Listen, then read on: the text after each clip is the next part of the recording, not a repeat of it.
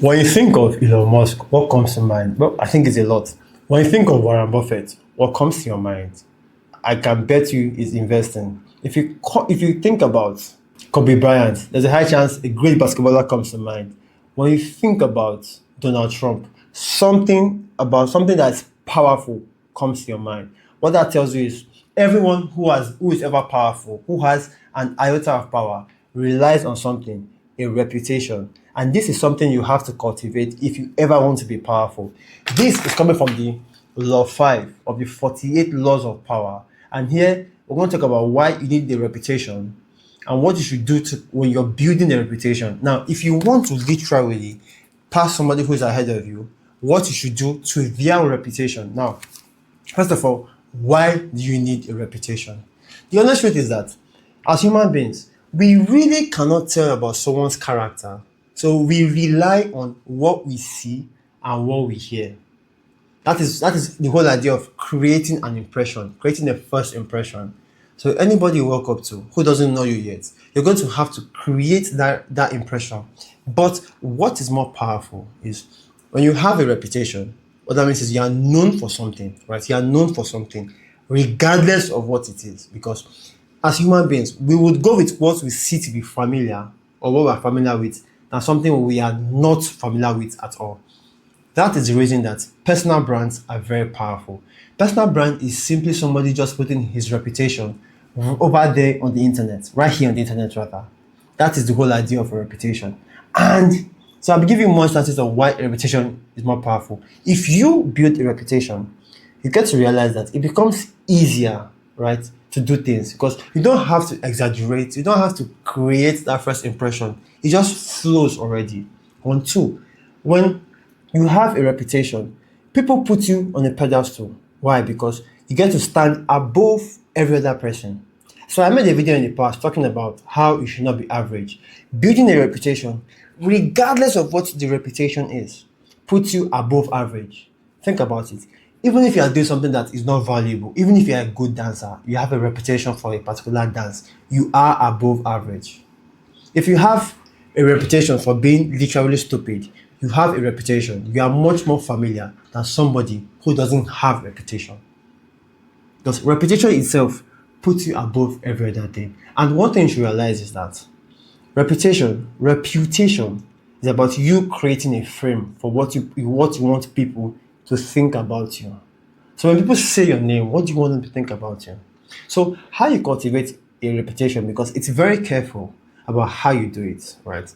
A lot of people we see these days, they are trying to build a reputation super fast. And building a reputation super fast leads to ego.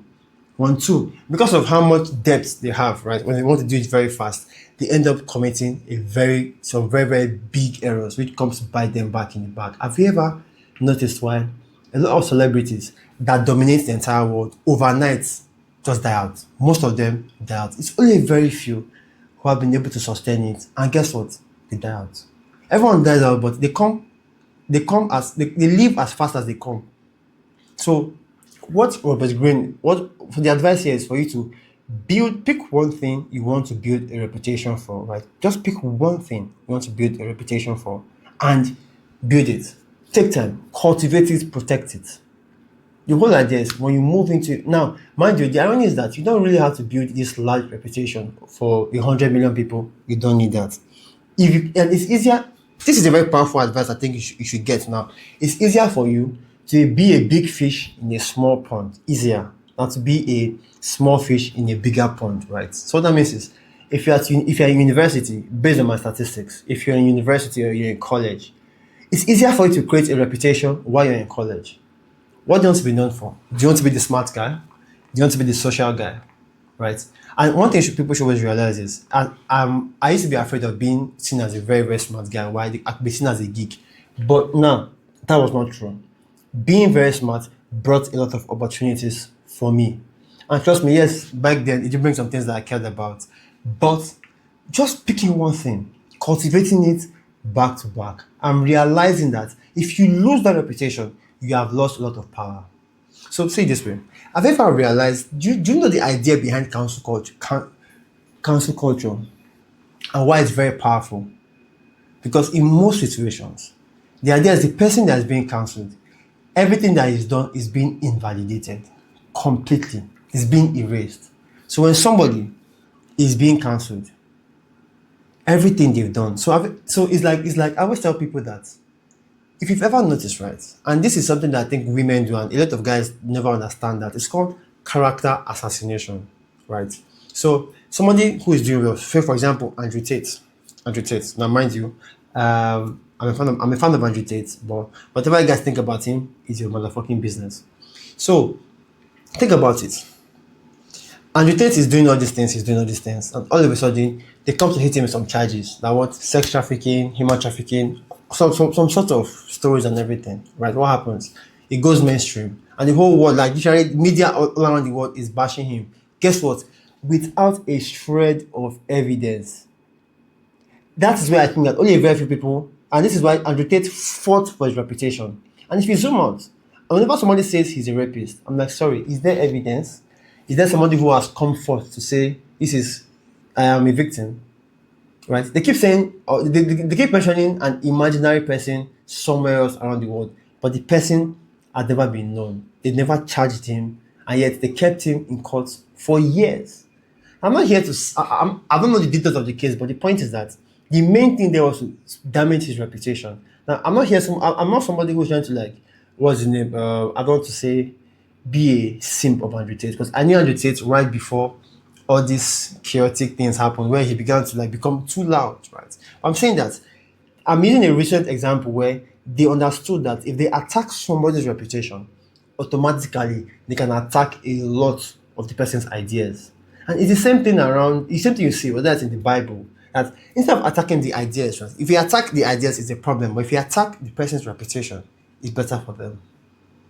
Now, if you're trying to get power, you should get to realize that power exists in a hierarchy, right? And whenever you're trying to tackle somebody who is on top, what do? You damage your reputation.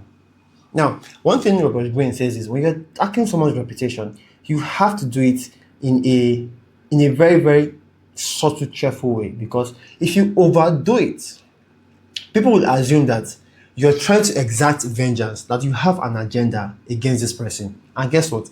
It's going to spin around to damage your reputation instead. And one other thing says that if somebody is trying to damage your own reputation, what you should do is play it off, right? Because if the person is less than you, play it off. The moment you begin to defend your reputation, you begin to expose yourself, you begin to expose some level of insecurity that did not exist in the first place. That is where you begin to defend yourself, and everybody will begin to ask yourself, are you guilty? Why defending yourself? And this is why I tell people that you need to know how to deal with your insecurities, right? Now, there was something that I think you should be very careful about when it comes to reputation, because there has been advice that's been going around online, precisely when they say you should learn to look the part but not be the part.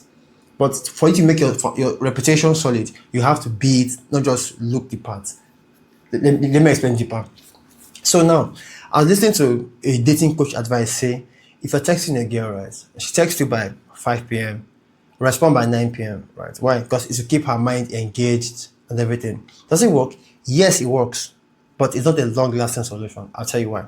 Now, what these guys are referring to are the fact that those high-value men, those men who are on their purpose, that is what they do, right?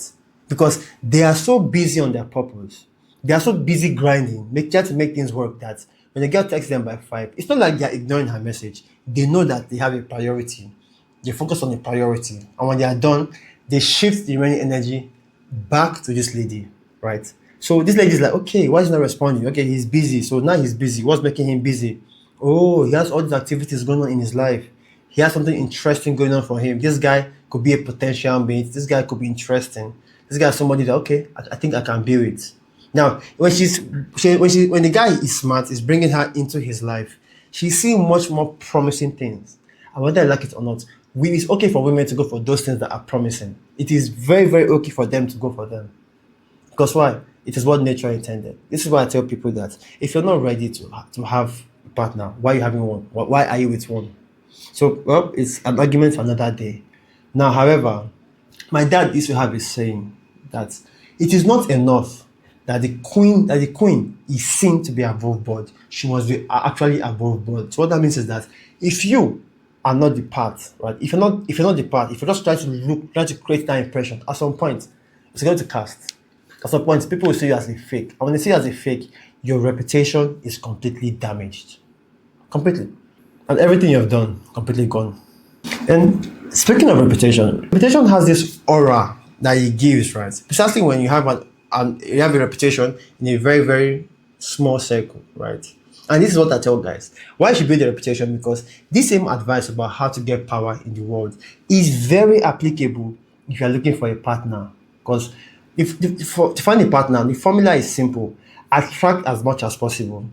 Pick the ones you want and you're okay, right? So to become more attractive, you have to build that reputation in that group, whether I like it or not. Something will be said about you. Why don't you control what would be said about you? Because I've literally met women that are very, very nice, like through other friends. Because why? They have built that reputation for being very nice, soft, and feminine. Now, the question now is, what are you building your reputation on? What do you intend to build it on? Right? Do you want to be the fast one, to be the slow? Because there are consequences. But the best is always the slow one, right? And you have to do everything in your power to defend your reputation. Now, one last thing is that if you ever see a reputation being tarnished by somebody who is of equal or maybe less than you, play it off. Ignore it. Not ignore, but play it off. Make it sound like you're a very charming person and that person just wants to tarnish your image. You saw how people have fought for their reputation, even though cancel culture has gone after them. That is the secret I just tried to bring up here. So if you made it this far, it's obvious that you're somebody who takes yourself very, very serious. And you're somebody who sees the need to want to have power. And this is the trick. Having power is having power over yourself first, before having power over other people. And plus, when you have power, people just do favors for you. Why? Not because of you are better, because they also want to gratify themselves as being with somebody who is powerful. Right? So I used to think that when you have power and people are doing favors for you, is because that your power is sort of willing them. But one thing I realized is that it's the opposite. That they do that stuff for you because one, they believe that being closer to you is an advantage for them. That is why they're doing you free favors. So yes, why don't you want to be the advantage for other people? Why don't you want people to say their story and say that you just being close to you was what gave them that edge? Think about it. Wouldn't that be nice if someone close to you or everybody close to you is happy? Everybody close to you is getting things done. And that is a reason for you to become somebody who is powerful. Plus, it will help you in your relationship. So if you made it this far, there's someone who takes yourself serious. I want you to do something and share this video with somebody who you know will find it helpful. That selfless act of sharing this video is basically going to make me know that somebody is out there, right, who is actually serious about becoming powerful. And let's get like-minded minds together. So thank you very much. Talk to you soon, and bye for now.